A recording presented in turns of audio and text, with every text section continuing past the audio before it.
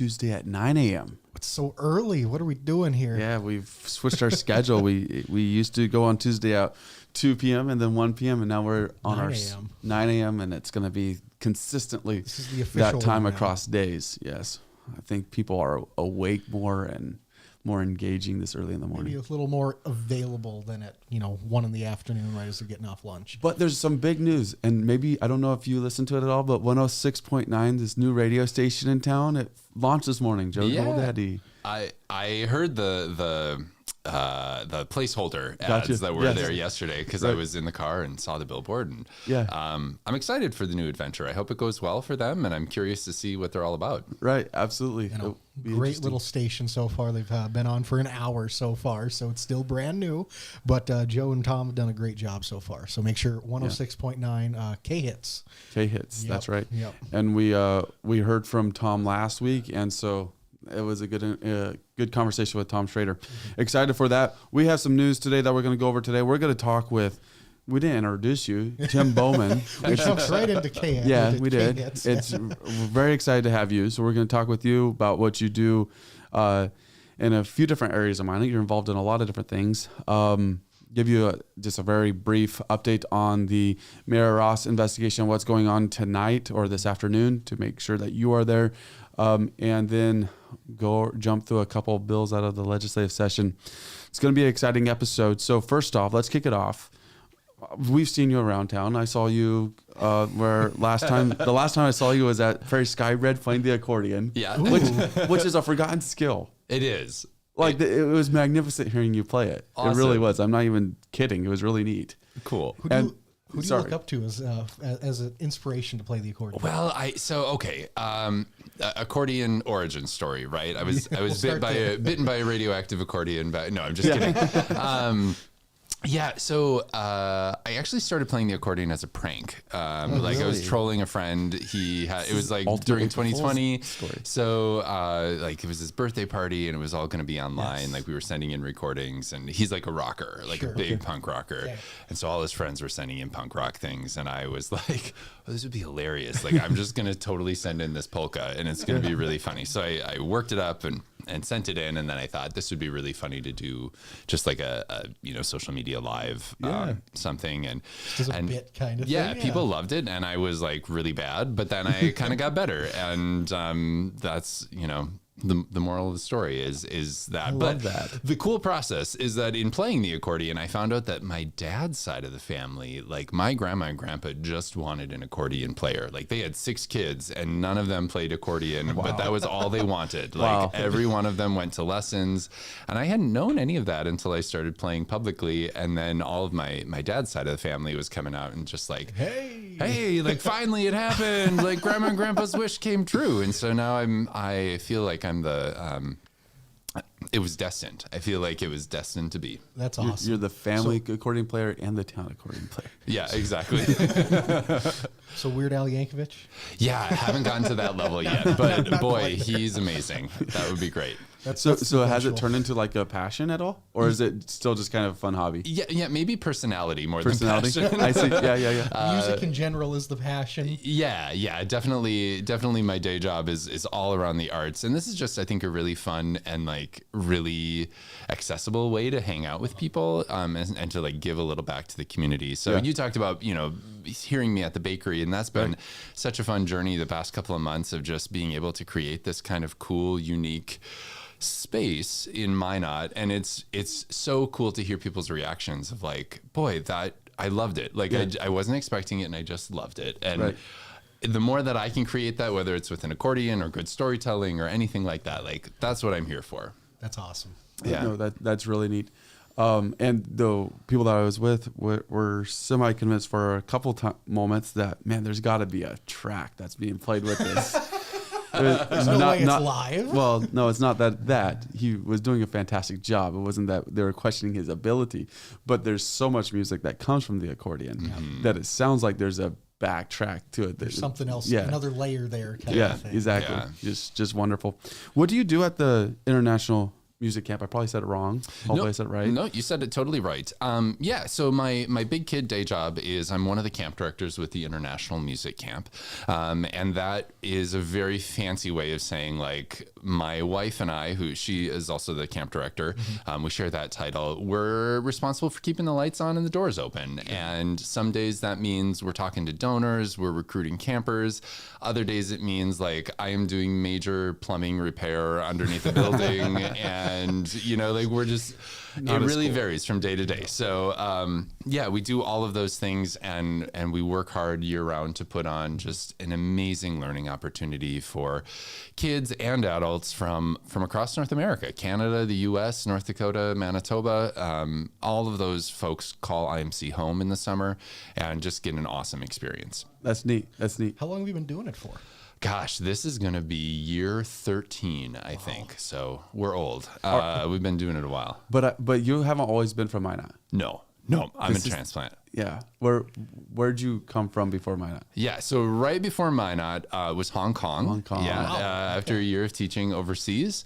And then prior to that was Chippewa Falls, Wisconsin, which if you've ever had a line in Google's, you're welcome. Like, that's where it's from. So, You betcha. Yeah, absolutely. I'm a Wisco boy at heart. I grew up just outside of the Twin Cities on the Wisconsin side of things. And so, yeah, that's kind of my background. You know, my wife and I met at the music camp. Neat. She was from Minnesota, and well, I should say Texas, and then Minnesota, Wisconsin for me, and yeah. So what is your attitude towards life then? Because it sounds like you've had a lot of adventure, and so there has to be some type of mindset that you have that's not just the mundane, right? There's got to be. What's your mindset?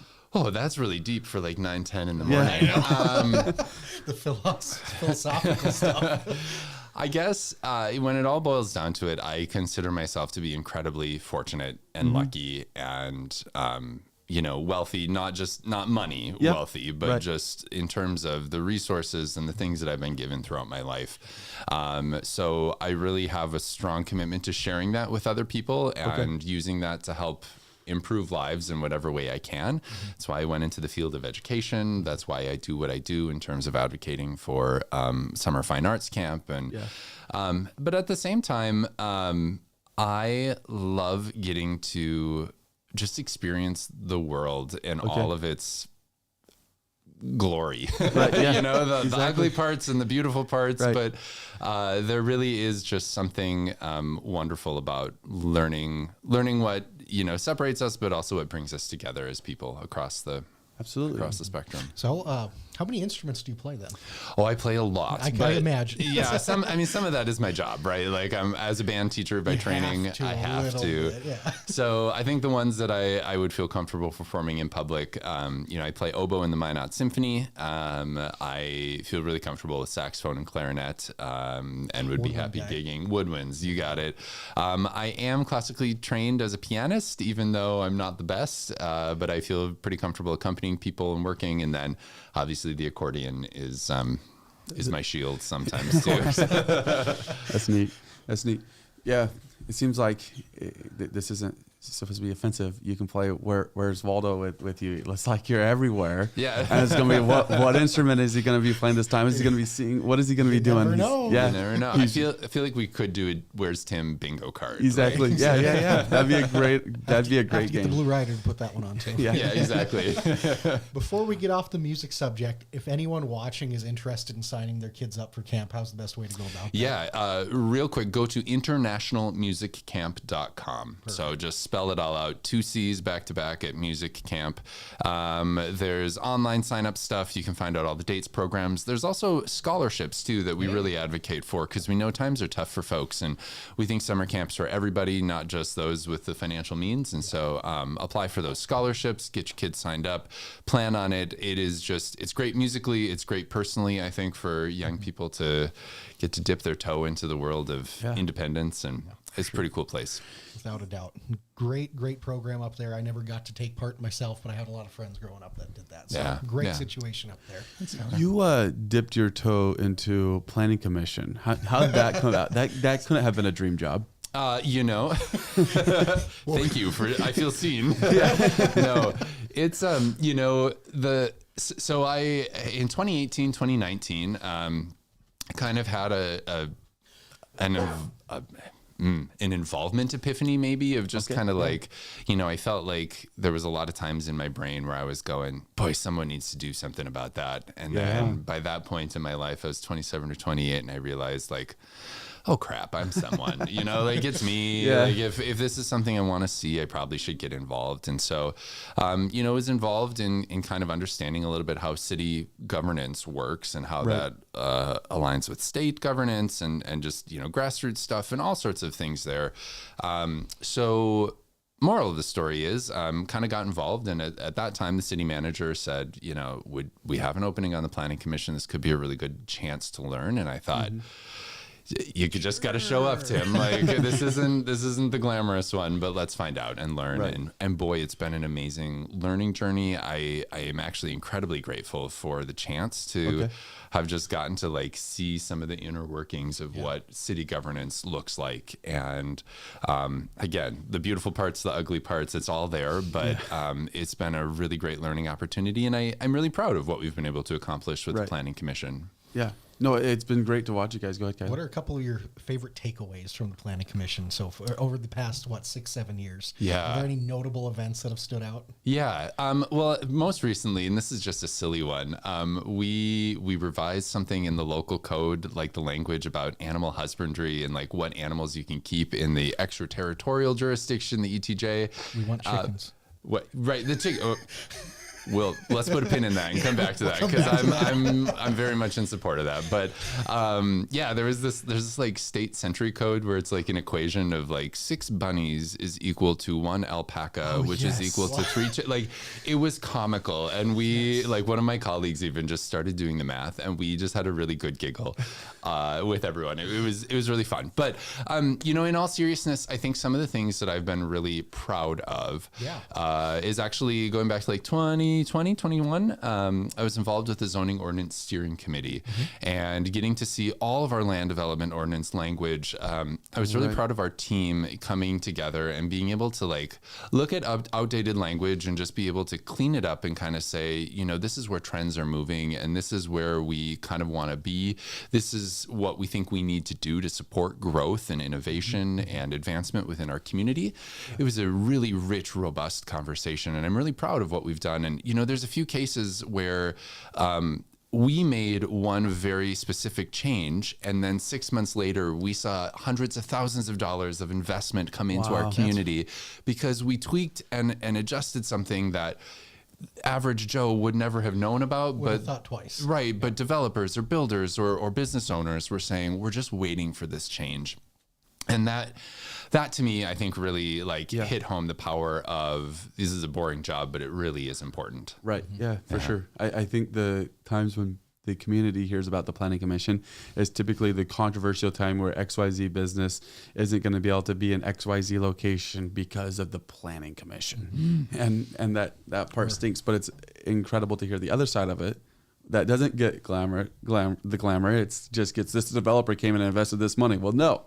There's a True, reason. but there was some changes that were made to allow this happen. That's an incredible part of the story that probably gets missed way too often. Yeah, for a fact. And it's always fun when you have, obviously it's never like Jonathan was saying, the most glamorous, but it's always fun once in a while when you'll have those top executives from a big company come in there to try to pitch their thoughts. You guys have taken, and we didn't have you on to talk about this stuff, but you guys have taken some not heat, but some very difficult conversations recently, just across the board on several different topics. And I love you up there, okay? And I just told Kyler, I because you are always positive. And that's something that is very much portrayed. And I think in some of those difficult situations, even you're like, dudes, I don't agree with what's going on, or you agree, either way, but there's still that positivity tone. There's not sometimes that can happen in any level of politics where there's like this dissent and anger that it begins to flow underneath the surface, and you're like, all right, now this is unnecessarily awkward because feelings are involved. Yeah. And that's something that's very hard to do in politics, is keep your feelings out of it. Yeah, absolutely. Yeah. So moving on, let's talk about chickens. This was not on our topic list. Yeah. But let's talk about chickens. Kyler is kind of passionate about this. Passionate's a stretch, but Well, interested is definitely a thing. When are we Yeah. going to be able to have chickens in Minot? Well, let's start by saying the conversation was talked about, I think, in 2018, and I know the city of Minot has had some talk about that and gotten word out. So the city council at that time decided to not allow chickens. There was a variety of different reasons that they gave, and I won't repeat We don't things. have to You go all can the way find into all those that, minutes. But I think the egg prices right now and the shortage of eggs, the cost of food, I think there is a renewed interest in the idea of why don't, what are the ramifications. And I also think we have had, another 7 years since then of data coming in from communities our size and in our region. Like, what are they finding out? Do we have issues with, is it a problem? Are we going to have bird flu pop up in our neighborhoods? Yeah. Probably not with small farms, but those are all the considerations. And I would really encourage our city council and anyone of goodwill to kind of like look at that again, because that is a great way for, relieving the costs of just normal everyday life on families if that's something that they have an interest in. Without a doubt. Plus promote some good values at home, gets responsibility driving for the kids if you have any. Right. Do you think that the concern, where do you think the concern comes from? I was in Tulsa, Oklahoma last year, staying in an Airbnb, and I woke up to a rooster crowing, and I went, because I was crazy. I had a golf net that I brought with me because I just wanted to be able to do that in the backyard. So I set that up, and then I went out there to swing the golf club, and then there's some chickens in the backyard with me. I'm like, well, this isn't going to work.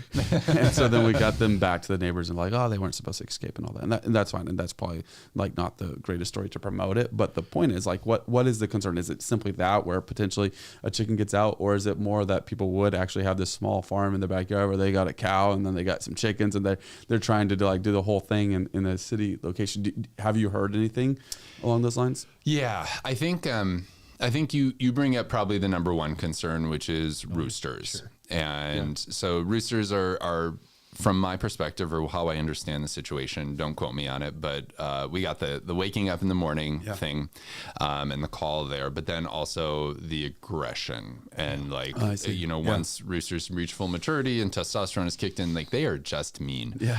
And that's not something you really want to have around. So obviously roosters would be a consideration. I think the second thing, you kind of touched on it too.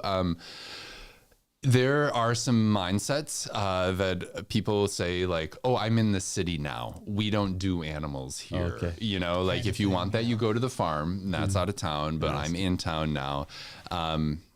Personally, I would hope that we could find a happy medium. Like there's a way to do both. But I do think that idea of, are we country or are we city? Which one are we going to be? And figuring that out. And Minot really is it's a blend of both, just for the sheer vast rural communities we have and how we act as that big hub for them.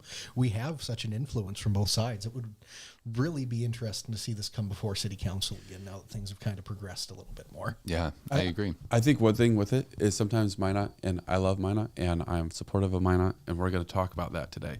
But sometimes we try to like run away from who we are sometimes because we are like city and we are big. It's like, no, we are. Okay, we're growing and it's amazing the things that are happening, but let's also embrace who we are. Fact is, we are surrounded by farm communities, and we are ourselves, that our economy is driven off of that stuff. So I don't see that there is a problem with chickens, even though Kyler and I might like to disagree on it. So I think there's a happy medium, like you were saying. Kyler's fine with it too. Yeah. Yeah. I'm the one that's normally on the other side of the fence on this. You just don't want to hear that rooster crowing in the morning. Yeah, but honestly, I need to wake up. So yeah, we're getting up early now. So speaking of that, you can catch the Daily Brief every morning at 7:30. That is a rundown of local news stories. 10-minute or less podcasts that you can listen to on the way to work. If you listened to this morning, you would have heard us give a small update on the Mayor Ross investigation, where there is going to be a special city council meeting today at 4 p.m. that's going to cover that investigation, is what we are told. So you can watch that online, or you can show up in person, as that is a public meeting. Now, obviously, this investigation comes on the heels of other investigations, which comes out just a rough 6 months for Minot community. Yeah. And we also had the Anita Knutson trial come to a conclusion. And it feels like in the Minot community, some people were not necessarily thrilled with what came of the trial, Putting it lightly. just based off the social media feedback. But it's like we have this stuff, we've seen it happen, we've encountered it, and it's time to take the next step. Mm-hmm. And I thought it'd be great to have you on to talk about a little bit, if I'm a citizen of Minot, how can I get involved to support the city? That's one thing that you are definitely involved. When you had that epiphany when you were 27, 28, you took it to heart because you're involved in everything. It seems like, how does a person actually get involved in Minot?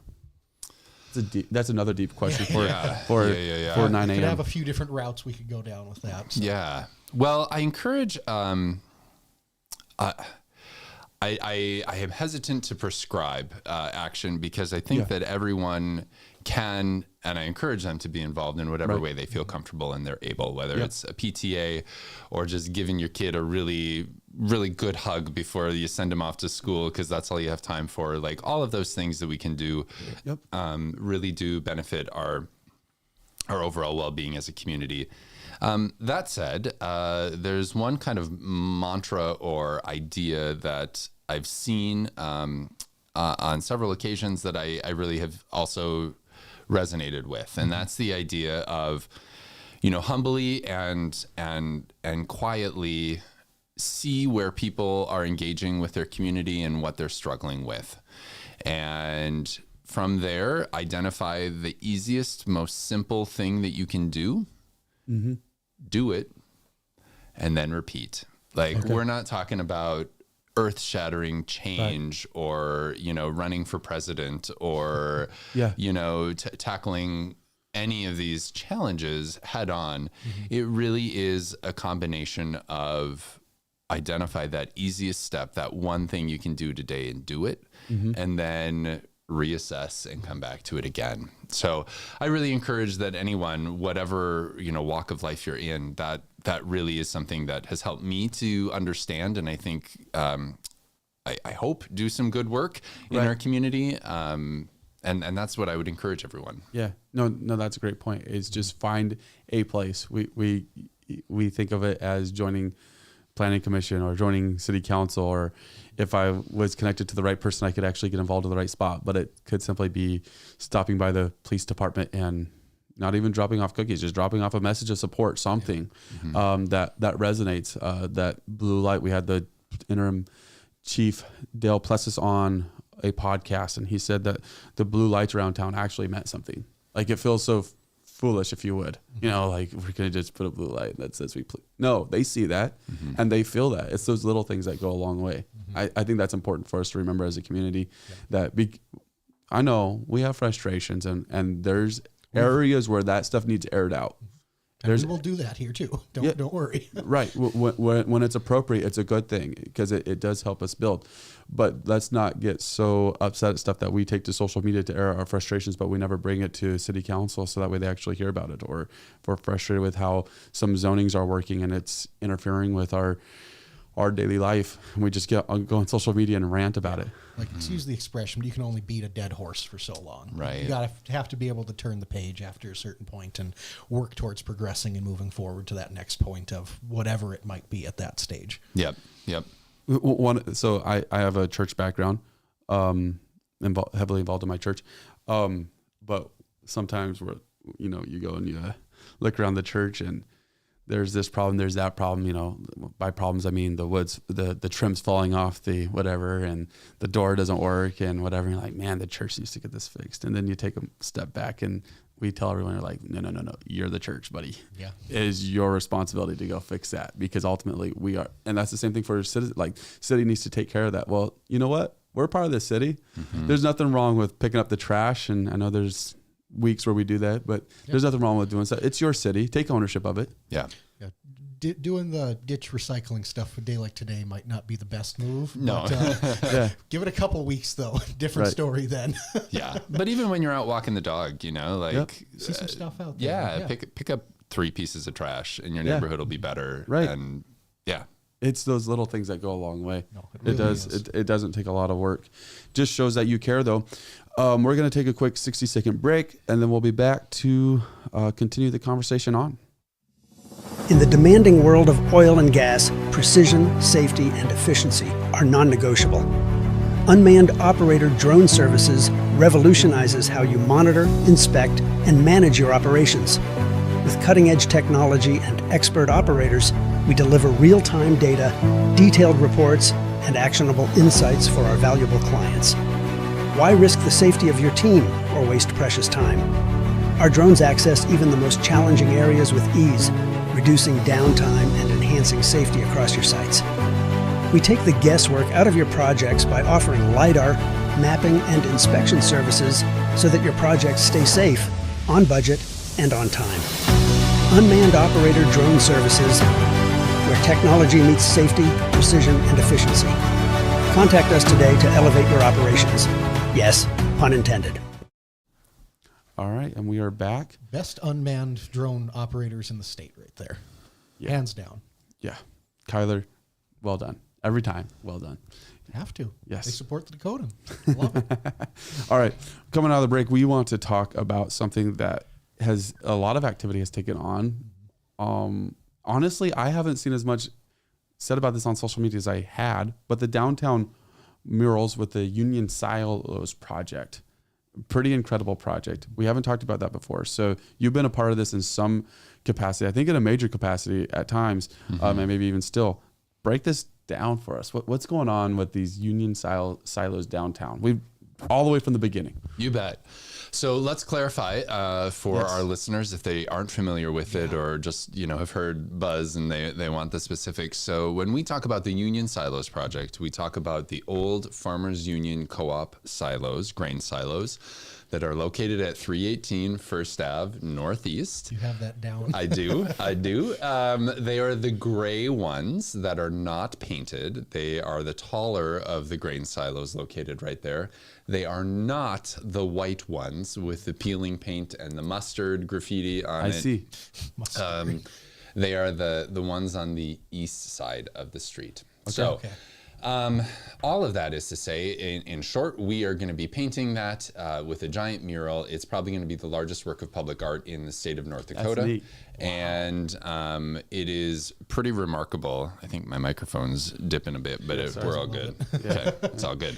Okay, so let's talk origin story. So in 2020, my wife and I went back to visit her family in Mankato, Minnesota. Okay. And as you come in from the north on Highway 169 in Mankato, for those that have been there, you see these grain silos that are now painted with a community mural. And that's neat. I thought, this is amazing. Like, right. Holy cow. Almost ran off the road. Like, my wife was like, Tim, stop. But it was a pretty remarkable thing and just really made an impact on me. And at that time, I had just started to get involved with the Minot Area Council of the Arts as a board member and thought, this is something, we have grain silos in our community, and this is maybe something that we could look at. Right. So reached out and kind of got some information, got in contact with the artist, and his name is Guido Van Helten. Guido, pronounced Guido, rhymes with Nido. Van Helten. And he and his team reached out to us and kind of gave us a price quote. And at that point, we're like, oh my gosh, this is a lot. Are we ready for this? Do we have permissions? And kind of went through a year or two of getting all of the details worked out of like, is this something we want to do? Yeah. In that time, we kind of assembled a team of people who are community champions and who are ready to who saw the value in it. And so it's myself, Chelsea Gleich, who was really involved with downtown Minot Murals previously, and Cole Kruger, who works at MSU and just a huge community champion and man about town, as kind of our three community builders or community champs. And then we also got some advisory efforts from the Minot Area Council of the Arts. They're our fiscal agents, so they're taking care of all the donations. They're all tax deductible through their label, which is great.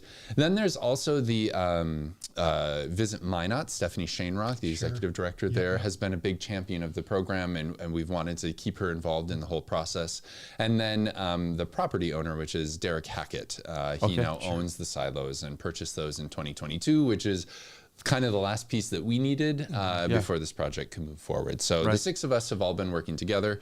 We launched in 2022. We thought we were going to be painting in 23. We, in fact, were not going to be painting in 23. It happens. Or 24. You know, it's been a little bit of a journey, but the artist is here now permanently in Minot, and they were just up cleaning and scrubbing the silos. He's gridded it out, so now he's basically like put all his markers in for the canvas, and we'll be seeing a design soon to approve. And so that's really exciting. That's actually I didn't realize that you are the origin story on this. I didn't realize that. It came from you. At least a large portion. Radioactive silo bite too on that one. Dang.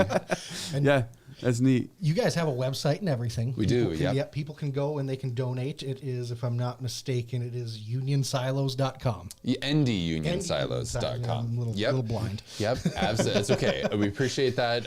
It'll be very obvious that it's the right place. Yeah. You guys are 81% of the way there. Yeah, or right around there. We've got 55,000 that we still need to fundraise. Okay. But we know that it's going to be pretty exciting once we get to having the paint on the silo. It's going to be remarkable.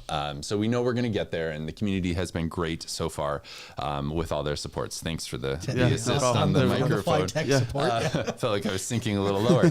But we know that the 55,000 is going to come together. The community has been incredibly supportive. It's just awesome to see what excitement they bring to it all.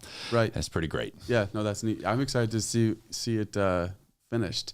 There's been, you guys have done some work there though, right? Like because there's videos of you guys look like spraying it down. Yep. Maybe the fire department was involved a little bit, stuff like that. Yep. It's been a team effort.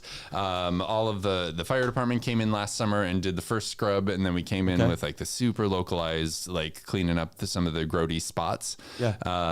Just this last week. There's also been a lot of engagement through the community, and that's part of the reason why we really thought that this artist was going to be the right thing for Minot. So this is part of Guido van Helten's Monument series, right? So his idea is that he only does one work in each state of this nature. And so, Minnesota has theirs in Mankato, Iowa has one in Fort Dodge, South Dakota has one in Faulkton, but we don't have anything in North Dakota yet. And so the idea is that you can kind of create this tour of going to see all this silo art and seeing these mid-sized communities across the Midwest, across the Upper Plains, and really get a true flavor of Americana. Right.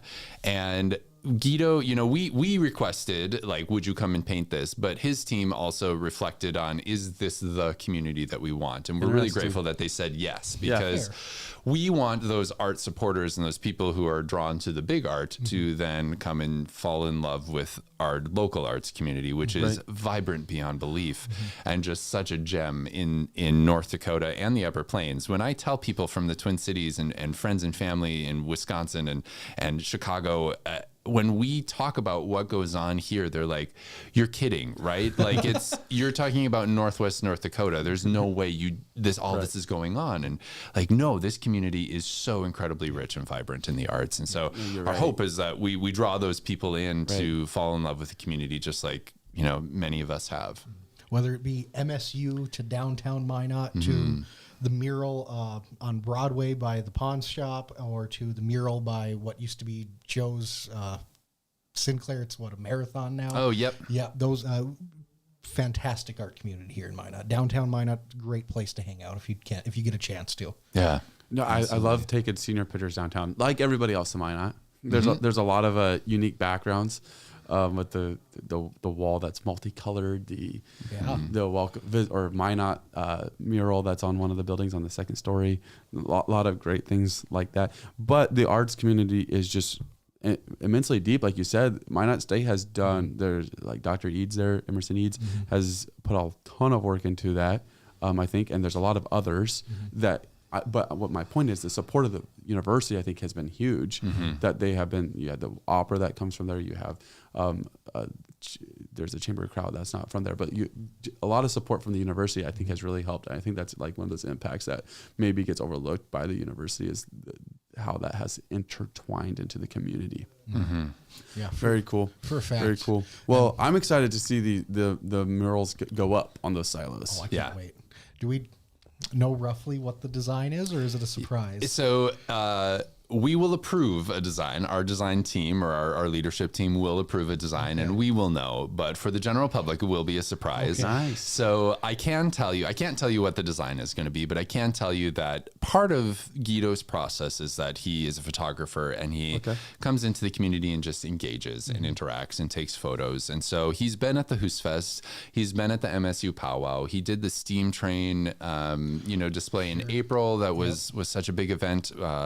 He has gone out to farms. He's gone out to small churches. He's gone everywhere. He's gone up to the Air Force Base.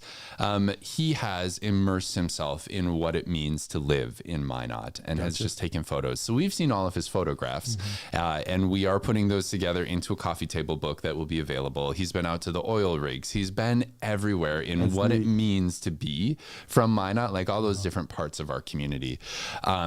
And so, we talked about this in our last meeting of we could ask for a mural about, check boxes. Do we have this person? Check. Do we have this person? Check. Yeah. Or as he's taken things, there has been a few like themes and concepts that have really kind of risen to the top and almost like a meta layer over all of those individual silos or portions of who we are as a community. Yeah. And that is the part that like gave me goosebumps when I was looking at it of like, these are the things that despite who you are, where you're from, what your job is, what your background is, these are the things that bring us together. And so we know it's going to be pretty powerful, I think, about community unity and about all of us working hard to live in North Dakota and to make the most and the best out of it, because living in Minot is not easy. There's days like today where you wake up on April 1st and it's snowing. It's not a joke. It is snowing. It really outside. is. And there's cold days, but at the same time, there's also just warm hearts and incredibly kind and hardworking people who are committed to making a great life here. Yeah. What do we do if we get the 4 feet of snow that we got 3 years ago? Cry a little. We cry. At this point. Yeah. At this stage. I think I blame the city. Knock on wood. Don't jinx us like that. Yeah. I blame the city of Minot. They brought out their sweepers. As soon as they start to try to clean the roads. Rumor is that when they do that it causes snow. Yeah. It attracts the snow clouds. Yeah. So Well, we'll stay updated on what's going on with the Indie Union silos.com. I'm sure that you guys post updates there. There's probably some social media too that somebody can go engage with. Absolutely. So, and you guys have been like involved at community events too, where there's stuff like that. Yep. There you can get updates. So that's something that we'll be following along. Excited for when that gets displayed. 20% there or 20% away. Mm-hmm. $50,000. How much is it? $55,000 away. So if that's something that you want to see happen, go to indieunionsilos.com and there's an opportunity to participate in that. Undoubtedly. Thank you. We're going to take the last couple minutes, and maybe you'll enjoy this, maybe not. I Googled your name. I found that at one point you did write a testimony in support or in opposition of a legislative bill. So if you don't have a favorite bill, that's all right. And it's not about a favorite bill, just a bill. A bill to highlight at this point. Mm-hmm. So, Kyler, you want to kick it off? You had one that you're just extremely passionate about. I don't know. I wrote an article. You'll notice it on mydakotan.com. It's about Senate Bill 2224. It's a little interesting. It changes the Gaming Commission rules in the state of North Dakota. So right now, all nonprofit gambling is all associated through a gaming commission. This bill would remove that commission and give it powers of it to the Attorney General. Yeah. And I don't know if I necessarily have an issue directly with that. It just feels like you're putting a lot of power in one person's hand, and they control a lot of money right now. Right. Not saying that Attorney General Wrigley would do any. It's not even about Wrigley. It's not. It's more about his predecessor. It's about the office in general. Like, you can bring in Stingham, but it's because Wrigley's going to be there for how many more years? Like, we don't know. Yeah, but at least say 2. he's there. Yeah, say he's there for 6 years longer, right? Then the next person, like, that power has been centralized. Is that a good thing? And that's the biggest question I have with it, is having someone that's in charge of this much money and indirect control and power over it. Is that the necessary thing, or should this be kept into a committee group that it is right now? So interesting one. You can read more about that one at mydakotan.com. Yeah, 2224. The bill that I had, this one's an interesting one, and this one's controversial. We might even be talking more about it on Thursday. 1450. relating to parent and guardian access to the medical examination room of a minor. And basically the bill is, when you read it, it appears that it's giving the parents more right to that, which I think, like, in my base mindset, that sounds like a good thing. And I don't oppose that, but there's a argument against it. And that argument is, this is giving more authority to abusive parents, to trafficking situations and stuff like that. Because the minor would never be separated from their parent. And so it's not as much freedom with the questions that could be asked by the physician to find that out. Now, there's definitely two sides to that argument. And that's why I say it's a little bit of a controversial one, because, I mean, you can go back and forth on that all day. So that's an interesting one where we'll be talking about that more. Yeah, the surface level, haven't dug fully into it yet, but there's definitely been a lot of talk on social media about that one. Definitely been some suggestions of how the legislators are acting in regards towards that bill. That part's been interesting, And, but we'll dive into that specifically more on next Thursday. Yeah. Or on this Thursday in 2 days. So Yeah. interesting one. Have you been following the legislative session much? I have been. Admittedly, it's a little bit like drinking from the fire hose. There were like terrible. a thousand bills, and I talked to my Literally. legislator on Sunday about something, and he was like, "I get 80 text messages a day," and I was like, "I can only imagine what that must feel like," because it's a little bit like playing whack-a-mole, and sometimes I think for people like us who have full-time jobs and are trying to okay, I got to get the kids to school and I got to get myself to work, and then the dog needs to go out and you can really only kind of react when it gets to that point of like maybe a final vote, because you just don't have time to address everything from here and there. So I've been following a few things that have, pertained to either my work or, Makes sense. community-based stuff or personal feelings on things. So, it's been interesting. And again, this is another controversy. Well, basically, if it's in the legislature, there's a chance there's controversy. I'm not trying to highlight controversy. No. It's just what the legislator is, sense, right? Yeah. The education savings account, would that help or hurt you guys? Or have you even looked at that? It seems like that might be something you may have. Yeah,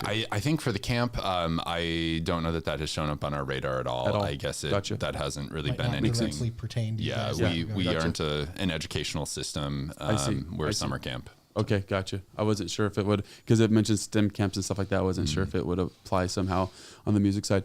Very cool. What about daylight savings time? That one, I hope this one does not pass. You don't want it to? No. So basically, they're going to remove daylight savings time in North Dakota. So that means that right now, instead of it being 9 o'clock or 9:44, it'd be 8:44, and that means that when it's going to get dark an hour earlier in the summer.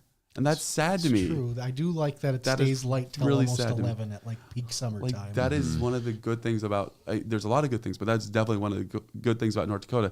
When family comes on visit, they're like, dude, it's still light outside. This is so awesome. I'm like, yeah, that's right. I don't want that taken away. If they did it the other way, where we're always on daylight savings time, I'd be fine with that. That's fair. I get the time change. We don't want time change. Yeah, I think that's my biggest thing. I'm not huge on which side they pick. I just am tired of the spring forward, fall back every year. Yeah, having to deal with adjusting sleep and traveling. Poor Dickinson. Traveling to Dickinson, I feel like I have to sit myself down and have a talk every time of Tim, you have extra time going there, but you do not have that time coming back because you have to drive faster. So weird. Go more. Right. Yeah, no, you're right. But then the point was made, get this, if you were to have that happen, then when you go to Montana, there'd be like a 2-hour time change. At a certain point, at certain times of the year, I believe that's the way it would work. And then right now, Dickinson and Montana are in the same time zone. And I don't know how but it sounds like they work together a little bit. Like you can own ranches on the border where part of your ranch goes into Montana. There'd be an hour time change for them at certain times of the year. Yeah. What side would you pick if you lived on the border? Right. Yeah. Well, I mean, I guess where's your house at that point? Yeah, it really is where's your community at too. Yeah. If you're going to go to Glendive or Miles City, whatever it is, or Dickinson Beach. Yeah. Yeah. So that if that changes, it would be kind of actually a bigger deal than what it seems like. Yeah. And I've heard, I believe at a legislative meeting, that they were saying maybe we should set it up where we will change if the states around us change. I think that would make sense. That would be a lot better. I bet it just there would be so many inconsistencies. Like what happens to truck drivers trying to keep time, and they have to cross the state border. Be brutal. I mean, it's not like it's impossible, but it just adds a whole other layer of nuance to it that's probably not necessary at that stage. One of the commenters says nobody goes to Montana anyway. Well, that's not nice. I went there a couple years ago. Yeah. I go there when I'm going to Oregon. Yeah, you drive through. Actually, I want to go to Glacier. Have you been to Glacier? Many times, yes. Is it wonderful? Yeah, I mean, yes. We've gone 3 or 4 times, and they've all been at various stages in our life, and every time has just been better and better. That's neat. Yeah, that's really cool. Yeah, I want to go. I haven't been there yet, so I got to get there. But really do appreciate you coming on. Yeah, it's been a good conversation. Thanks so much. Have any final parting words, thoughts, concerns you want to share with everyone while we're here? No, I don't think so. Just, you talked a little bit about loving on Minot, and I guess I'll just reiterate, warts and all, we really do have a lovely community built with lovely people, and a lot of people who have invested their time, their wealth, their energy into here. And so I'm really grateful for that, and want to encourage others to, continue to invest in what we've got here. We say shop local, but what if we change shop to invest local and said, we're investing in local business owners, we're investing in local employees, we're investing in local supply chains and food networks, and let's help and work together to create the best community we can. Absolutely. I like that a lot. Yeah. Appreciate that. Very good. Well, Kyler will be giving you a daily brief tomorrow morning at 7:30 a.m. Get to see me. It's going to be a blast. I promise I won't mess it up. Subscribe to the YouTube channel so that way you can get a notification when that comes out. Thank you for watching this episode of Minot Talk. We'll be back on Thursday at 9 a.m.